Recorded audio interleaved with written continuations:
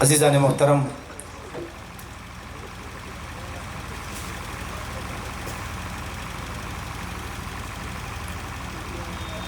بلا تاخیر ہم اس عظیم شخصیت کی بارگاہ میں حاضری دینے کی سعادت حاصل کر رہے ہیں جن کے شاگرد، پوتا شاگرد اور پر پوتا شاگرد پوری دنیا میں دین و سنیت کی خدمت انجام دے رہے ہیں۔ امریکہ، برطانیہ، یورپ، افریقہ، آسٹریلیا، کم از کم 5 بر اعظم میں پورے دنیا کے اہم ممالک میں حضور سراج الفقہاء حضرت علامہ مولانا الشاہ مفتی نظام الدین صاحب قبلہ قادری برکاتی رضوی کی کہ شاگردوں کی ٹیم پھیلی ہے اور اہل سنت و جماعت کی ترویج و اشاعت کا کام انجام دے رہے ہیں۔ سینکڑوں دارالعلوم حضرت کے شاگردوں نے قائم کیے ہیں، ملاوی سے لے کر کے ساؤتھ افریقہ سے لے کر کے زامبیا سے لے کر کے تنزانیہ سے لے کر کے نائجیریا، زمبابوے، یورپ، ہالینڈ سے لے کر کے آپ جن ممالک میں الحمدللہ بر صغیر کے لوگ بستے ہیں، وہاں جہاں جہاں مصباحی علماء ہیں، ان کے شاگرد ہیں، بحمد تبارک و تعالی وہ بالواسطہ یا بلا واسطہ حضرت کے فیض یافتہ، اور بالواسطہ اور بلا واسطہ اگر جوڑے جائیں تعداد لاکھوں میں پہنچ جائے گی، لاکھوں۔ اور یہ علم کا دریا ہے جو الحمدللہ موجیں مار رہا ہے اور ایک دنیا فیضیاب ہو رہی ہے، اور ہم دعا کرتے ہیں کہ اللہ تبارک و تعالی حضرت کو عمر خضری عطا فرمائے اور حضرت کے فیوز و برکات سے ہم تمام کو، سارے عالم کو مستفیض فرمائے۔ عزیزان محترم، حضرت کی شخصیت کا تعارف کرانا سورج کو چراغ دکھانے کے مانند ہے، اور ہم تو نہ زبان ہے، نہ گفتگو ہے، نہ ادب ہے، بس یہ ہے کہ ہم اتنا جانتے ہیں کہ حضور کی بارگاہ میں بیٹھ کر کے زانو ادب طے کر کے ہم نے بھی حضرت سے برکت حاصل کی ہے اور شرف تلمذ حاصل کیا ہے۔ بحمدی تبارک و تعالی، اللہ تبارک و تعالی نے بے شمار خوبیوں سے حضرت کو نوازا ہے، جن میں سب سے اہم خصوصیت آپ کے فتاوی اور آپ کی تحقیق ہے۔ آپ محقق مسائل جدیدہ، آج پورے بر صغیر میں، پوری دنیا میں محقق مسائل جدیدہ مطلق بولیے تو ذہن کا تبادر حضرتی کی طرف ہوتا ہے۔ یہ اللہ تبارک و تعالیٰ کا فضل ہے، ذالک فضل اللہ یؤتیہ من یشاء۔ حضور والا کی خدمت میں ادباً گزارش ہے کہ حضور اپنے بابرکت کلمات سے ہم تمام کو نوازیں اور توجہ کے ساتھ ایک ایک جملہ دھیان سے سنیں اور اپنے دل پر نقش کریں کہ یہ وہ ہستیاں ہیں، یہ بار بار آپ کو ان کی زیارت کا موقع نہیں ملے گا۔ برکت کی نیت سے، ذکر کی نیت سے نعرہ بلند کر لیں، نعرہ تکبیر، نعرہ رسالت، نعرہ رسالت، علماء اہل سنت، مسلک اعلی حضرت حضور سراج الفقہاء۔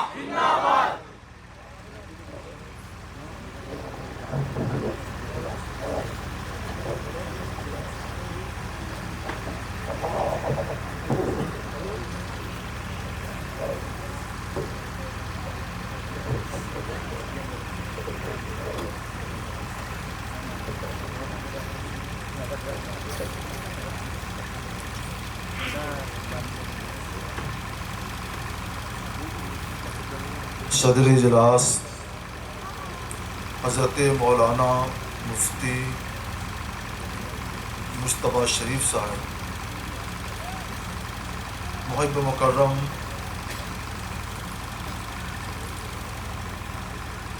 حضرت مولانا فیض احمد صاحب، محب محترم حضرت مولانا سید صابر علی صاحب،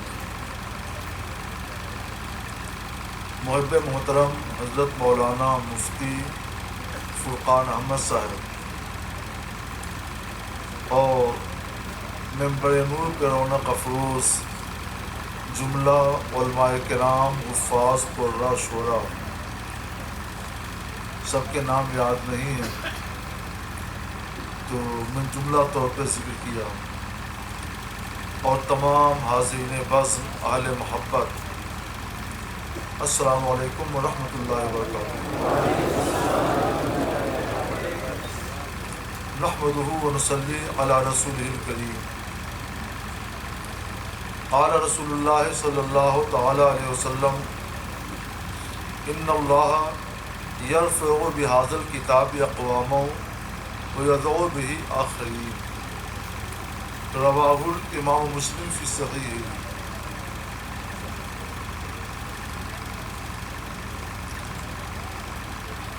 ہم بہتر سمجھتے ہیں کہ سب سے پہلے آقائے دو عالم، تاجدار بنی آدم و آدم، نبی امی، فدا و ابی و امی، جناب احمد مجتبیٰ محمد مصطفیٰ صلی اللہ تعالی علیہ وسلم کی بارگاہ بےکس پناہ میں بلند آواز سے درود پاک کا ہدیہ پیش کریں۔ اللہم صلی علی سیدنا مولانا محمد معدل جود والکرم وآلہ و صحابہ وبارک وسلم۔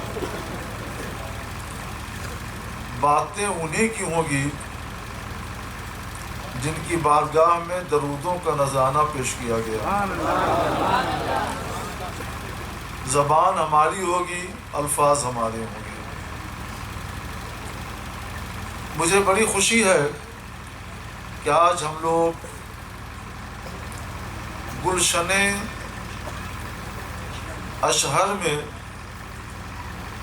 دارالعلوم اشر مبشرہ کے پھول لگانے کے لیے اور اسے سبزہ زار بنانے کے لیے یہاں حاضر ہیں۔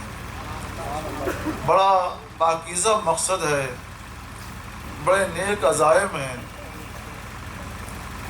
ان عزائم پر اور ان مقاصد پر بھی اللہ تبارک و تعالی اجر عظیم عطا فرماتا ہے۔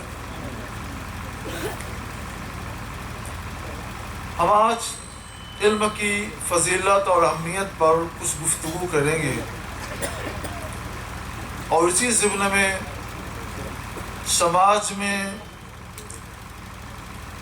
مذہب اسلام کے تعلق سے اور مسلمانوں کے تعلق سے پھیلی ہوئی کچھ غلط فہمیوں پر بھی پیار اور محبت کے انداز میں روشنی ڈالیں گے۔ ان کا جو کام ہے وہ اہل سیاست جانے، میرا پیغام محبت ہے جہاں تک پہنچے۔ ہم تو محبت کے ہی گوہر لٹائیں گے اور اسی کے پیڑ پودے آپ کے سینوں میں اگائیں گے۔ ہم نے ایک حدیث پاک کا مختصر سا ٹکڑا پڑھا ہے، مگر یہ کتنا اہم ہے اس کا اندازہ پوری حدیث کے مطالعے سے ہوگا۔ صحیح مسلم شریف کی حدیث ہے، نافع بن عبد الحارث رضی اللہ تعالیٰ عنہ بیان کرتے ہیں کہ حضرت عمر فاروق اعظم رضی اللہ تعالیٰ عنہ سے ان کی ملاقات ہو گئی۔ یہ واقعہ دور فاروقی کا ہے، خلافت فاروقی کا ہے۔ انہوں نے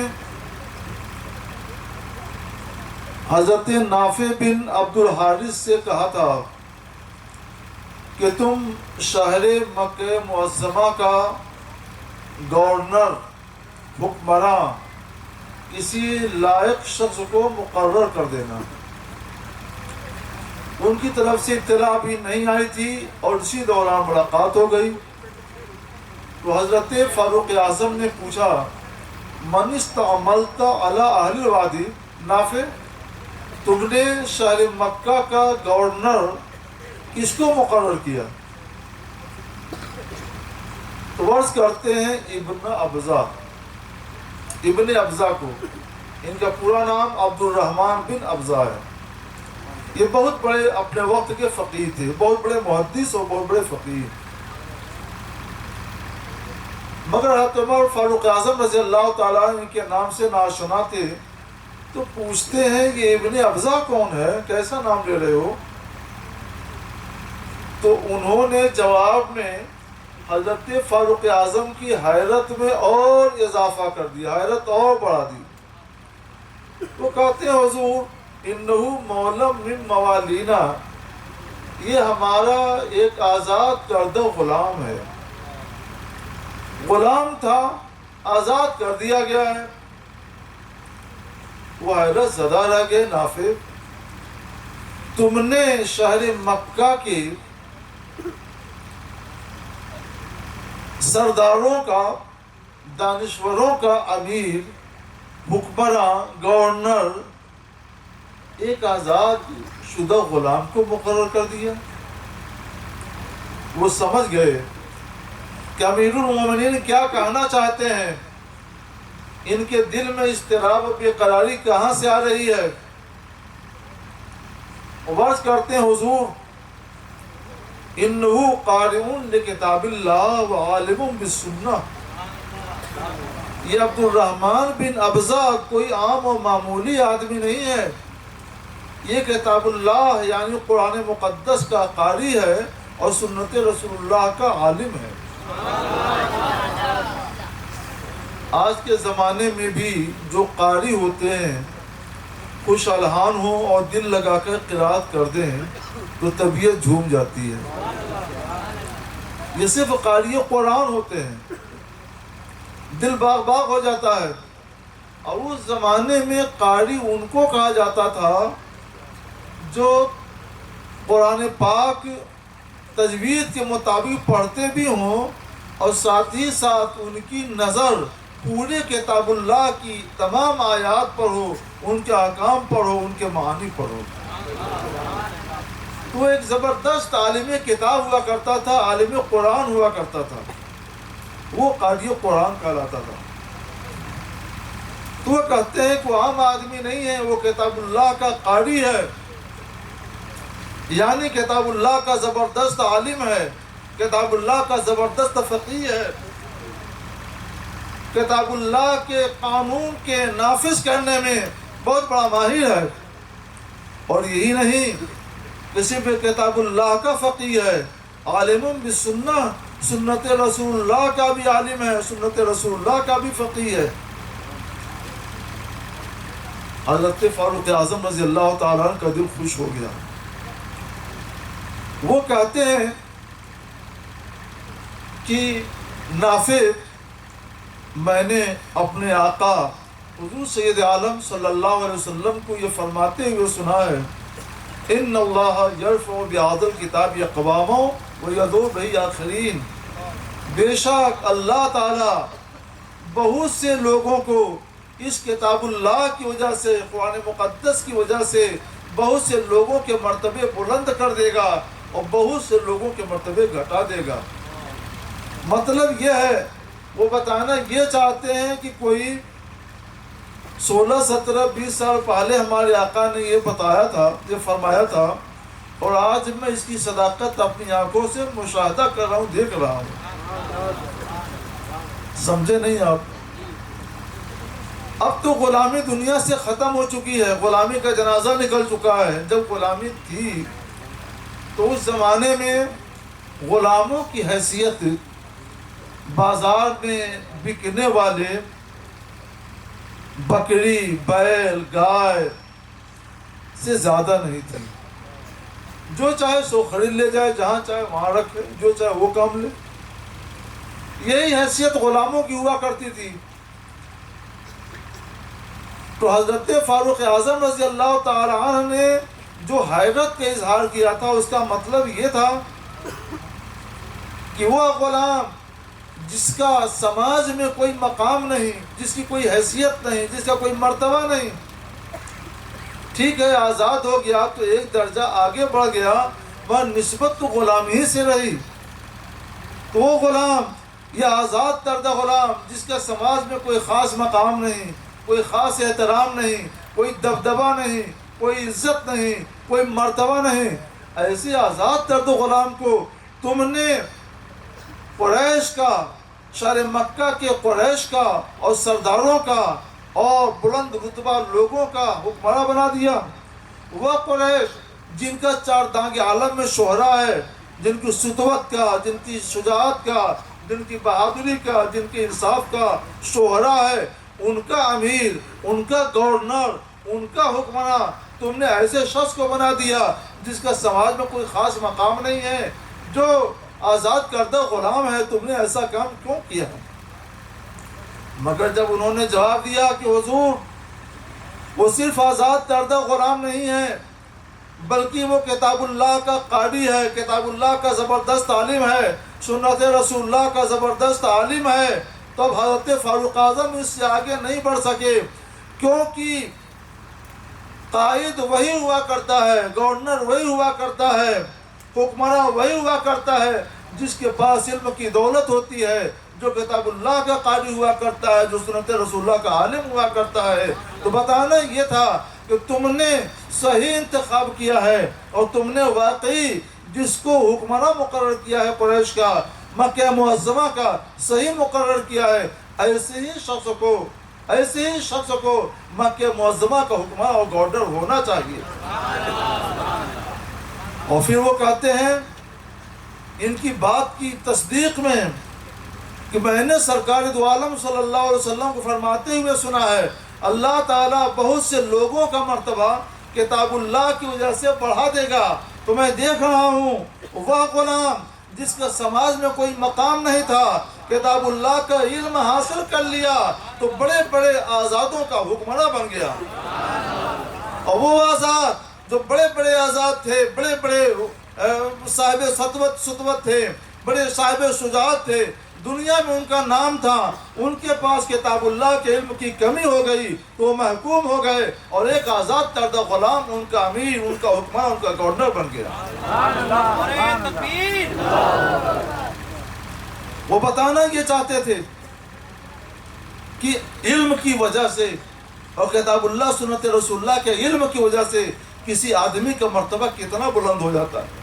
اگر کتاب اللہ کی وجہ سے، سنت رسول اللہ کی وجہ سے ایک آزاد شدہ غلام کا مرتبہ اتنا بلند ہو سکتا ہے، تو جو آزاد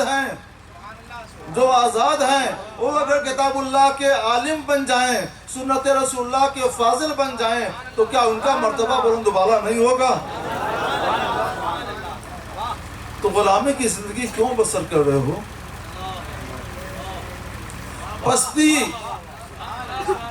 پستیوں میں کیوں گرے ہوئے ہو؟ ہر جگہ تم کو ناقدری کی نگاہ سے کیوں دیکھا جاتا ہے؟ اسے کسی دوسرے کو اس کا ذمہ دار نہیں بنانا چاہیے، بلکہ اس حدیث مصطفیٰ کی روشنی میں فیصلہ لینا چاہیے کہ اس کی ذمہ داری تمہاری ہے، اس کے ذمہ دار تم ہو۔ تم نے جب تک علم سے اپنا رشتہ جوڑے رکھا تھا، اللہ نے تم کو بلند بالا رکھا تھا، اور جب تم نے علم سے اپنا رشتہ توڑ دیا تو اللہ نے تمہیں ذلت کی گہرائیوں میں اتار دیا۔ حضور سید عالم صلی اللہ علیہ وسلم جب دنیا میں تشریف لائے تھے تو تاریخ عالم شاہد ہے کہ وہ دور جاہلیت تھا۔ جاہلیت کیوں کہتے ہیں؟ اس زمانے میں عام طور پہ جتنے لوگ تھے سب کے سب جاہل اور گنواری ہوتے تھے، اجاڑ، گنوار، واشی، جن کو زندگی گزارنے کا شعور نہیں، جن کو کسی سے بات کرنے کا سلیقہ نہیں، جن کو کسی کے ساتھ بیٹھنے کا ادب معلوم نہیں تھا، اونٹ چراتے تھے اور اول پھول بکتے تھے، اس کے علاوہ نہ کھانے کا شعور، نہ جینے کا شعور، نہ ملنے کا شعور، کوئی سلیقہ تھا زندگی کا، اور نہ ہی ان کے اندر کوئی مدنیت تھی، کوئی تہذیب تھی، کوئی تمدن تھا۔ مگر مصطفیٰ جان رحمت صلی اللہ علیہ وسلم اسی دور جاہلیت میں جب تشریف لائے تو آپ نے جہاں اللہ کی دعوت دی کہ اللہ کو ایک مانو، اپنی رسالت کی دعوت دی کہ مجھ کو رسول اللہ مانو، اسی کے ساتھ حضور سید عالم صلی اللہ تعالی علیہ وسلم نے منبر و محراب سے سڑکوں پر چوراہوں پر ہر جگہ جا جا کر کے لوگوں کے اندر علم کی روح پھونکی، علم حاصل کرو، علم حاصل کرو گے اللہ تمہارا مرتبہ بلند کرے گا۔ تھوڑے ہی دنوں میں وہ عاشق قوم جن کو زندگی گزارنے کا شعور نہیں تھا، سلیقہ نہیں تھا، جب انہوں نے علم حاصل کر لیا تو پھر ان کا یہ عالم ہو گیا کہ دنیا پر ان کی حکمرانی ہو گئی، ان کا سکہ چلنے لگا۔ اور جس نے بھی کہا سچ کہا ہے، ایک عرب نے آدمی کا بول بالا کر دیا، خاک کے ذروں کو ہم دوش سریا کر دیا، خود نہ تھے جو راہ پر اوروں کے ہادی بن گئے، کیا نظر تھی جس نے مردوں کو مسیحا کر دیا۔ مسیحا بننا چاہتے ہو، قوموں کے مسیحا بنو، اقتدار چاہتے ہو، عزت چاہتے ہو، حکومت میں اچھی زندگی گزارنا چاہتے ہو تو دوسروں پر الزام نہ لگاؤ، اپنی کبھی خود تلاش کرو، علم حاصل کرو، فاقہ کشی کرو، اپنے بچوں کو پڑھاؤ، آدھی روٹی کھاؤ، اپنے بچوں کو پڑھاؤ۔ جب تمہارے اندر علم کی روشنی آ جائے گی، تمہارے اندر سے علم کی روشنی کی وجہ سے جہالت کی تاریکی اور جہالت کا اندھیرا چھٹ جائے گا تو دنیا تمہیں عزت کی نگاہ سے دیکھے گی، تمہارا مرتبہ پھر بلند ہو جائے گا۔ اسی کے لیے یہ گلشن اشعار بسایا جا رہا ہے، دارالعلوم اشر مبشرہ قائم کیا جا رہا ہے۔ علم پھیلے گا، علم کی روشنی پھیلے گی، اور جہاں جہاں علم کا نور ہوگا ان تمام جگہوں پر جہالت کی تاریکی ختم ہوتی ہوئی نظر آئے گی۔ آپ اس کی حمایت کیجئے، علم کو فروغ دینے میں مدد کیجئے۔ آپ علم کو جتنا فروغ دیں گے اسی قدر آپ کے سینے میں اجالا ہوگا۔ یاد رکھیے، یہ علماء جو ہمارے ساتھ بیٹھے ہوئے ہیں، یہ علماء اس زمین پہ اللہ کی رحمت ہیں۔ یہ مدرسے ہمارے دین کا محفوظ قلعہ ہیں، ان کی حفاظت کرو گے تمہاری حفاظت ہوگی، ان کو بلند و بالا کرو گے تم بلند و بالا ہوگے۔ اور اگر تمہارے تعلق سے کوئی غلط فہمی پھیلائی جائے گی تو تم سمجھ جاؤ گے کہ غلط فہمی کہاں سے پیدا ہو رہی ہے، اس غلط فہمی کا جواب کیا ہے، اور غلط فہمی کو دور کر کے ساری قوموں کو اور تمام اقوام عالم کو ایک پلیٹ فارم پر کیسے یکجا کیا جا سکتا ہے۔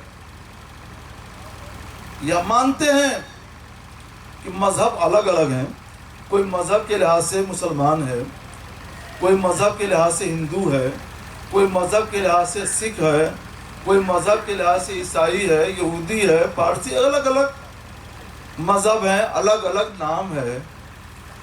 مگر اسلام نے جو یکساں سول کوڈ کا ذہن دیا ہے، سماجی حیثیت سے سماج کو یکسانیت کا درس دیا ہے، سماج کو ایک پلیٹ فارم پر ایک ساتھ رکھ کر زندگی گزارنے کا جو شعور دیا ہے، اس میں یکسانیت ہے، اس میں وحدت ہے، اور حقیقت میں وہی یکساں سول کوڈ ہے جس کا تصور اسلام نے بہت پہلے دیا تھا، اور صرف تصور ہی نہیں دیا، عمل کر کے بھی دکھلا دیا۔ اگر آپ اس تصور کو دیکھنا چاہتے ہیں، مشاہدہ کرنا چاہتے ہیں تو دماغ حاضر کیجئے اور ٹھنڈے دل سے میری باتوں کو سمجھنے کی کوشش کیجئے۔ ذرا بلند آواز سے درود پاک پڑھ لیجئے۔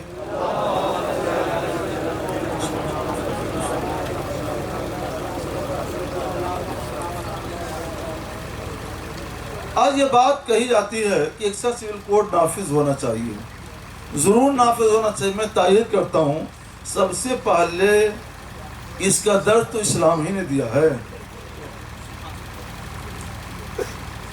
مذہب مانتے ہیں، مذہب الگ الگ ہے، مگر سماجی وحدت اور سماجی یکسانیت جو اسلام نے دی ہے، جو یکسانیت پیدا کی ہے، وہ قابل ستائش ہے۔ دیکھیے، 5 چیزیں ہیں جنہیں اس کو دین کا تحفظ، دین کی حفاظت، جان کا تحفظ، جان کی حفاظت، 2 گئے۔ تیسری چیز عقل کا تحفظ، عقل کی حفاظت، یہ عقل. چوتھی چیز مال کا تحفظ، مال کی حفاظت. اور پانچویں چیز نسب کا تحفظ، نسب کی حفاظت. یہ کل کتنی چیزیں ہو گئی؟ 5. مذہب الگ الگ ہو سکتے ہیں مگر جیو اور جینے دو کے اصول پر سب کو سب کے مذہب کی حفاظت کرنا چاہیے. سب کو سب کی جان کی حفاظت کرنی چاہیے. سب کو سب کے مال کی حفاظت کرنی چاہیے. سب کو سب کے نسب کی حفاظت کرنا چاہیے. سب کو سب کی عقل کی حفاظت کرنا چاہیے. یہ 5 چیزیں اگر محفوظ رہ گئیں اور سماجی طور پر ہم نے ایک دوسرے کو مدد دیا، ایک دوسرے کو تعاون دیا، ایک دوسرے کے ہاتھ میں ہاتھ ملا کر ان 5 چیزوں کی حفاظت کی، تو یقین مانیے ہماری یہ دھرتی جو الگ الگ رنگوں میں نظر آتی ہے ایک ہو جائے گی، جنت کا نمونہ بن جائے گی اور جنت کا اثر پیش کرے گی. گلزار بن جائے گی، یہ گلشن اشعار بن جائے گی انشاءاللہ. کچھ باتیں مشکل ہو رہی ہیں، اس لیے میں نے کہا تھا کہ توجہ سنیے گا. سنیے، سب سے پہلی چیز کیا ہے؟ دین کا تحفظ، دین کی آزادی، مذہب کی آزادی. مذہب کی آزادی سے مطلب کیا ہے؟ مذہب کی آزادی کا مطلب یہ ہے کہ جس کا جو دین ہے اپنے دین پر عمل کرنے میں آزاد ہے. کوئی بھی کسی کے دین میں رخنا نہیں ڈالے گا. ہم کو ہمارا دین پسند ہے، دوسرے کو اپنا دین پسند ہے، تیسرے کو اپنا دین پسند ہے. تو جس کا جو دین ہے اس کے دین میں کوئی رخنا اندازی نہیں کی جائے گی، کوئی مداخلت نہیں کی جائے گی. ہر ایک اپنے دین پر عمل کرنے میں آزاد ہے. اس بارے میں کتاب اللہ قرآن مقدس کا فرمان سنیے. اللہ فرماتا ہے قرآن مقدس کے اندر لا اکراہ فی الدین، دین میں کوئی جبر اور کوئی دباؤ نہیں. یہ فضا قائم ہونی چاہیے. دین میں کوئی جبر نہیں ہے، کوئی دباؤ نہیں ہے. اور یہ جگہ تیسرے پارے میں فرمایا گیا لکم دینکم ولی دین، تمہارے لیے تمہارا دین اور میرے لیے میرا دین. اور قانون اسلامی کی جو کتابیں ہیں جیسے ہدایہ ہے، در مختار ہے، رد المحتار ہے، بدائع الصنائع ہے، یہ قانون اسلامی کی کتابیں ہیں. ان کتابوں میں یہ قانون کی یہ دفعہ بڑے واضح الفاظ میں لکھی گئی ہے امرنا بان نترکہم وما یدینون. ہمیں حکم دیا گیا ہے. حکم دینے والا کون؟ رسول گرامی وقار صلی اللہ علیہ وسلم. حکم دینے والا کون؟ شریعت اسلامیہ. وہ کیا فرماتے ہیں؟ یہ سب کے یہ ترجمان اہل سنت یا ائمہ اہل سنت کیا فرماتے ہیں؟ ہمیں حکم دیا گیا ہے کہ ہم انہیں ان کے دین پر آزاد چھوڑ دیں. تو دین میں جبر کہاں سے آیا؟ دباؤ کہاں سے آیا؟ نہ قرآن میں ہے، نہ حدیث میں ہے، نہ اسلامی قانون کی کتابوں میں ہے. آزاد رکھا گیا ہے. اپنے دین پر عمل کرنے میں سب کو آزاد چھوڑ دیا گیا ہے. کسی پر جبر نہیں ہے، کسی پر کوئی دباؤ نہیں ہے، کچھ نہیں. ایک بہت مشہور واقعہ ہے جو مسلم شریف میں ہے کہ حضور صلی اللہ علیہ وسلم کہیں سے آ رہے تھے اور کئی لوگ تھے، کوئی اس ببول کے پیڑ کے نیچے، کوئی اس ببول کے پیڑ کے نیچے، الگ الگ پیڑ کے نیچے. دوپہر کا وقت تھا، سائے میں ہو گئے اور حضور اپنی تلوار لٹکا کر سو گئے. ایک آدمی جو پہلے سے طاق میں لگا ہوا تھا وہ آ گیا، تلوار اٹھا لیا، کھینچ لیا کہ بتائیے اب آپ کو مجھ سے کون بچائے گا؟ تو حضور نے فرمایا اللہ. یہ کہتے ہی تلوار اس کے ہاتھوں سے گر پڑی. حضور نے تلوار لے لی، پوچھا بتاؤ اب تم کو کون بچائے گا؟ تو کہتا ہے آپ مہربان بھائی ہیں اور مہربان ہیں. سرکار نے فرمایا جاؤ میں نے تم کو چھوڑ دیا. روایتوں میں آیا ہے کہ حضور کی رحمت کا یہ منظر دیکھ کر اس نے کلمہ پڑھ لیا اور حلقہ بگوش اسلام ہو گئے. سرکار نے تلوار نہیں چلائی. مسکراتے ہوئے پوچھا جیسے تم نے پوچھا میں بھی پوچھنے کا حق رکھتا ہوں، بتاؤ تم کو کون بچائے گا؟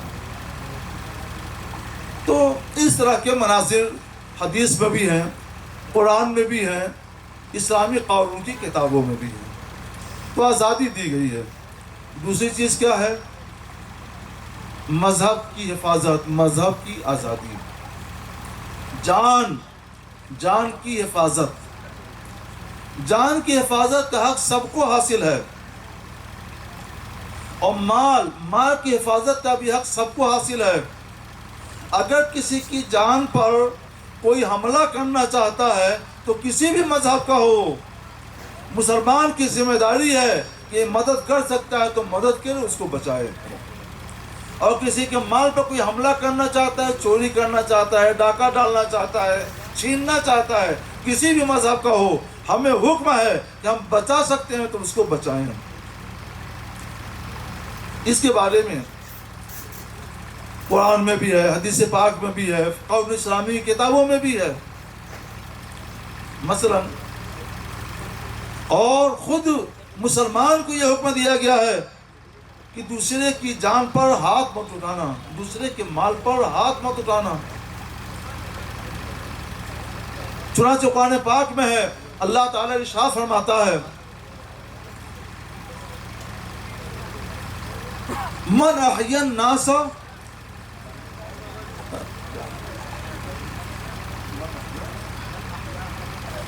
من احیاہا فکأنما احیی الناس جمیعا۔ جس نے ایک جان کو زندگی دی اس نے گویا سارے لوگوں کو زندگی بخشی۔ ایک جان کی حفاظت یہ ساری انسانیت کی حفاظت ہے۔ اور مال کے بارے میں حدیث پاک میں فرمایا گیا، سرکار فرماتے ہیں کہ بندہ جس وقت چوری کرتا ہے تو اس وقت ایمان اس کے سینے سے نکل چکا ہوتا ہے۔ کسی کا مال لوٹتا ہے تو جس وقت لوٹتا ہے ایمان اس کے سینے سے نکل چکا ہوتا ہے۔ تو جب تک مومن ہے، ایمان اس کے سینے میں ہے، وہ چوری نہیں کر سکتا، وہ سینہ زوری نہیں کر سکتا، کسی کا مال لوٹ نہیں سکتا۔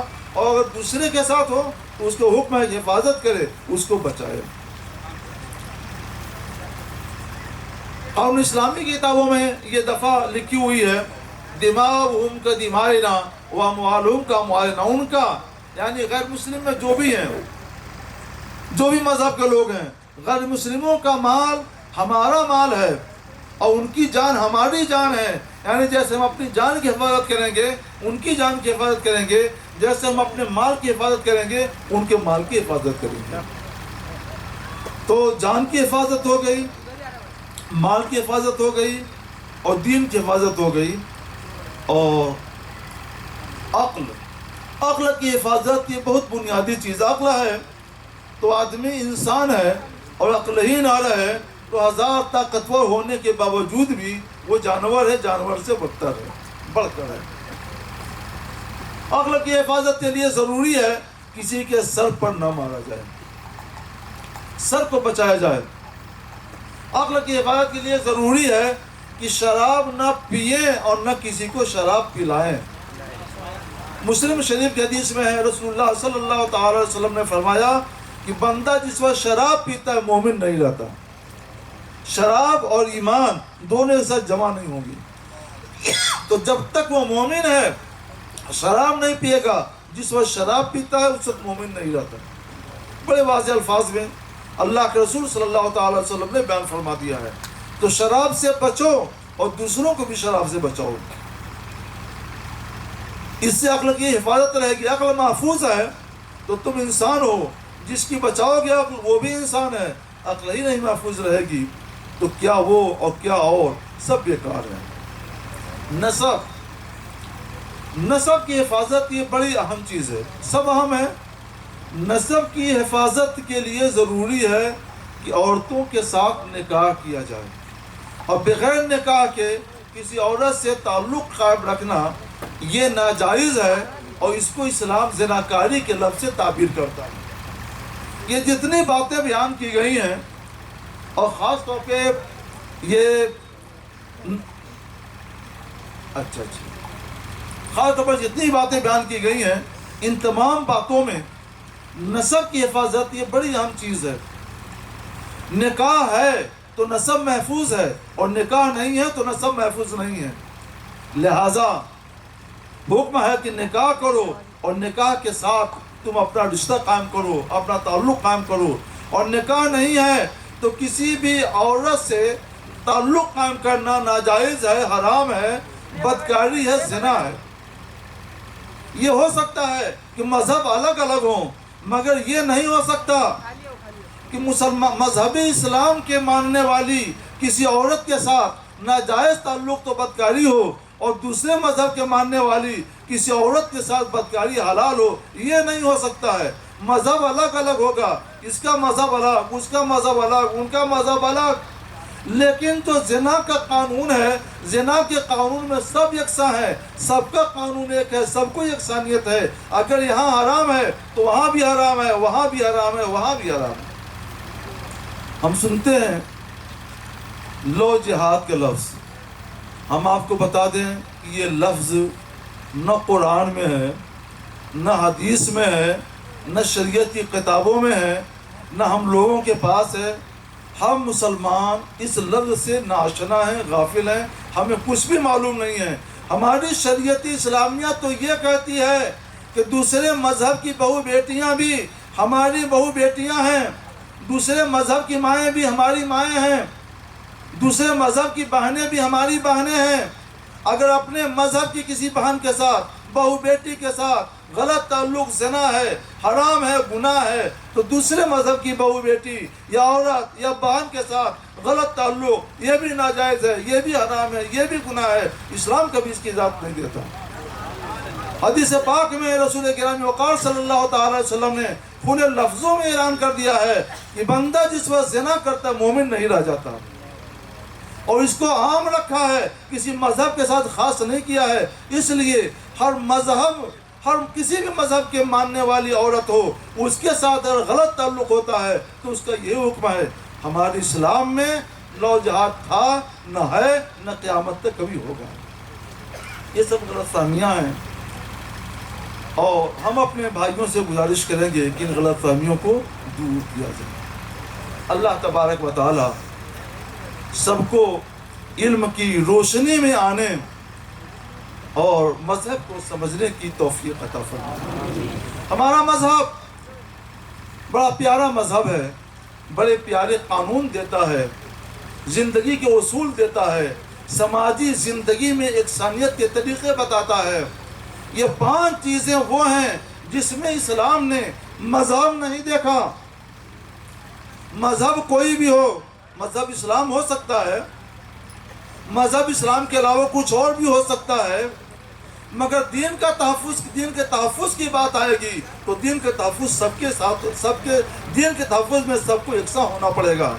اور جان کے تحفظ کی بات آئے گی تو جان کے تحفظ میں سب یکساں ہوں گے. مال کے تحفظ کی بات آئے گی تو مال کے تحفظ میں سب کو ایک دوسرے کا تعاون کرنا پڑے گا. نقل کی حفاظت کی بات آئے گی, نسب کی حفاظت کی بات آئے گی تو سب کو ایک دوسرے کی مدد کرنی ہوگی. یہ ہے یکساں سول کوڈ جس کی حمایت اسلام کرتا ہے اور جس کا اعلان اسلام نے روز اول سے کر دیا. اس سلسلے میں ہم ایک بات واضح کر دیں کہ ہم جس ملک میں بھی رہتے ہوں, ہمارا پیارا ملک ہندوستان, سارے جہاں سے اچھا ہندوستان ہمارا, ہم بلبل ہیں اس کی, یہ گلشتہ ہمارا, یا کہیں اور جہاں پہ ایک دستور بن گیا ہے تو ہر مسلمان پہ لازم ہوتا ہے کہ جس ملک میں رہتا ہے وہ اس مذہب کے دستور, وہ اس ملک کے دستور کا پابند عہد ہے, اس کی طرف سے معاہدہ ہے کہ اس دستور کی وہ پابندی کرے گا. عہد کر لیا ہے, معاہدہ کر لیا ہے, اور جب عہد کر لیا جاتا ہے اور ساری قوموں نے معاہدہ کر لیا ہے, جب ساری قوموں نے معاہدہ کر لیا ہے تو ایسی صورت میں حقیقت یہ ہے, تحقیق یہ ہے کہ ہم معاہد ہیں, کیونکہ معاہد مانے جنہوں نے یہاں کے دستور پر عمل کرنے کا عہد کیا ہے. تو اسی طرح سے جو دوسری قومیں ہیں جو مسلم نہیں ہیں انہوں نے بھی عہد کیا ہے تو وہ بھی معاہد ہیں. تو ہمارے ان کے درمیان جو رشتہ ہے معاہد کا ہے. ہمارے لیے وہ معاہد ہیں اور ان کے لیے ہم معاہد ہیں، اور اس میں کوئی فرق نہیں ہے۔ معاہدے کی پابندی کا حکم ہے، چنانچہ قرآن پاک میں ہے، اللہ رب العزت جل جلالہ ارشاد فرماتا ہے، یا ایھا الذین آمنوا اوفوا بالعقود، اے ایمان والو جو عہد کیا ہے وہ عہد پورے کرو۔ جب عہد کیا ہے دستور ہند کی پابندی کا، تو دستور ہند میں جو چیزیں تمہیں برتنی ہیں اور خاص طور پر سماجی امور، ان سب کی پابندی کرو۔ ان کی پابندی کریں گے تو پھر ہمیں ہر مذہب کے لوگوں کی جان کی بھی حفاظت کرنی پڑے گی، مذہب کو آزادی بھی مل جائے گی۔